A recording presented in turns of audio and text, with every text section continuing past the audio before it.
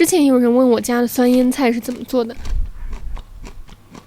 终于找到点以前随手拍的过程，就将就着分享一下。首先是需要大量的青菜，此处青菜特指苦菜或者说芥菜，我这里是这种比较肥美的品种，其实不太适合做腌菜，它太嫩了会不够脆，最好能用瘦高的品种，比较有纤维感，腌出来也更脆。说到纤维感，油菜也很适合做腌菜，就是开油菜花的那种油菜，要嫩一点的带干子一起做，做好了也脆。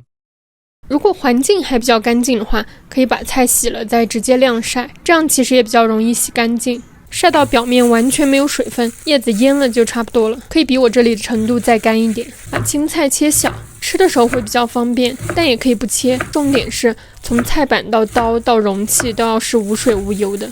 喜欢的话可以掺点胡萝卜丝，切完就可以来加调料，最主要的就是盐，先加一些，不够可以再补，一次加多了就很难拌，再少加点糖，最后是吃不出甜味来的，加一点点白酒，辣椒面就随意了，还可以加花椒、茴香籽之类的。做腌菜搅拌这一步也很关键，不仅要把调料拌匀，还要搓这个青菜，目前还是比较蓬松的状态，要一直揉，